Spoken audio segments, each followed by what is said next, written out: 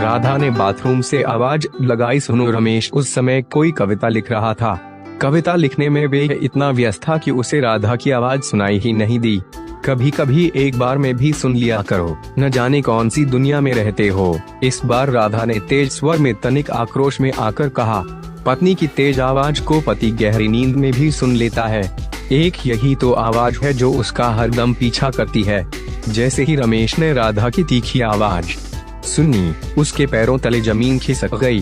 प्रत्येक पति की हालत ऐसी ही होती है जब श्रीमती जी की तीखी आवाज सुनने को मिलती है। जिस प्रकार तीखे मसाले वाली सब्जी खाने पर एक बार दस्त जरूर लगती है, उसी तरह बीवी की तीखी आवाज सुनने पर पतिदेव को भी दस्त जरूर लग जाते हैं। रमेश थोड़ा घबराया, थोड़ा चकराया और फिर दौड़ा दौड़ा बाथरूम की ओर आया। क्या आ गया है देवी जी? विलंब से रिएक्शन देने पर ऐसी ही वाणी बोलनी पड़ती है। खिसियाते बिल्ली की तरह मिमियाना पड़ता है, तभी बचाव होने की गुंजाइश रहती है। रमेश की मिमियाती आवाज सुनकर राधा बड़ी प्रसन्न हुई। पत्नी दो ही बार प्रसन्न होती है। एक बार जब पति रात्रिकालीन कार्यक्रम हेतु मिन्नतें करते हुए उसके समक्ष दंडवत प्रणाम करता है, और दूसरी बार जब वे मिमियाता हुआ डरी बिल्ली बनकर म्यू म्यू करता है। राधा कारा आवाज में कहा, कब से बुला रही हूँ तुम्हें? तुम हो कहाँ? किसी चुड़ैल से फोन पर बातचीत नहीं कर रहे थे ना? राम राम, ये क्या बक रही हो तुम? इतनी हिम्मत है क्या हम में? हम तो आज की कविता गुलाबी लिपस्टिक पर कोई टिप्पणी लिख रहे थे। बोलो क्या बात है? जैसे तैसे रमेश ने कहा। वो मैं अपने कपड़े भूल आई हूँ, प्लीज दे दो ना, अलमारी में रखे हैं। घबराई हुई राधा बोली। राधा अपने काम पर लग गया। उसने अलमारी खोलकर देखा, आगे देखा, पीछे देखा, ऊपर देखा, नीचे देखा, कपड़े निकाल कर देखा, सब कुछ देखा, मगर जो कपड़े चाहिए थे वे उसे नहीं दिखे। वैसे मर्दों की फितरत भी यही है कि जब वे अपने कपड़े नहीं ढूंढ सकते तो बीवी के कैसे ढूंढ सकते हैं। घबराहट में उसकी जान हलक में आकर अटक गई थी। अब राधा जाने क्या करेगी। उसने एक बार फिर से अलमारी के अंदर झांक कर देखा तो उसे अंदर एक सफेद सी चीज दिखाई दी। उसने राहत की सांस ली। चलो बच गए, नहीं तो पता नहीं राधा क्या करती। रमेश ने लपक कर उस सफेद चीज को उठाया तो वह एक कागज निकला। उसके आश्चर्य का ठिकाना नहीं रहा। ये कागज इतनी सीक्रेट जगह क्यों रखा है? क्या ये कोई लव लेटर है? रमेश के कान खड़े हो गए।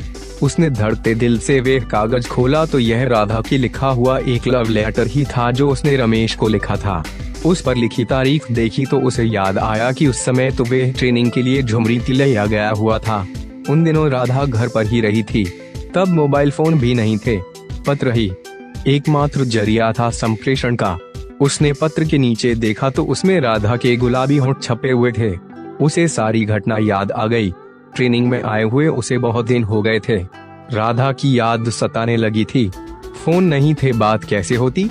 उसे देखे हुए छुए हुए भी 1 वर्ष हो गया था। तब उसने एक खत में लिखा कि कितने दिन हो गए हैं तुम्हें देखे हुए राधा। तुम्हारे रेशमी बालों की छांव में सोए हुए 1 वर्ष हो गया है जान। तुम्हारे नर्मो नाजुक लब्बों को चूमे हुए भी बहुत दिन हो चुके हैं। उन्हें फिर से चूमने को दिल कर रहा है, पर ऐसा कैसे हो सकता है? हाँ, एक तरीका है ऐसा करना कि पहले अपने गुलाब से अधरों पर गुलाबी लिपस्टिक लगाना, फिर उन्हें अपने खत में छाप देना। मैं उन्हें छूकर ही तुम्हें महसूस कर लूंगा। राधा ने उसकी तड़प को समझकर ऐसा ही किया। खत में नीचे गुलाबी होंठ लिपस्टिक लगाकर छाप दिए। यह वही खत था जिसे राधा ने बाद में उससे छीन लिया था। रमेश ने तो सोचा था कि राधा ने वह खत फाड़ दिया होगा, पर नहीं, वो तो उसने सबसे कीमती चीज की तरह छुपा कर रखा है। अरे कहाँ खो गए लेखक महोदय? रमेश ने पीछे मुड़कर देखा तो वहाँ पर राधा खड़ी थी, गीले कपड़ों में। हाय, सचमुच मेनका लग रही हो, कहकर रमेश ने उसे खरगोश की तरह वहीं दबोच लिया। राधा छोड़ो छोड़ो करती रह गई। कोई शिकार किसी कुशल शिकारी से छूट पाया है क्या कभी? राधा शायद यह भूल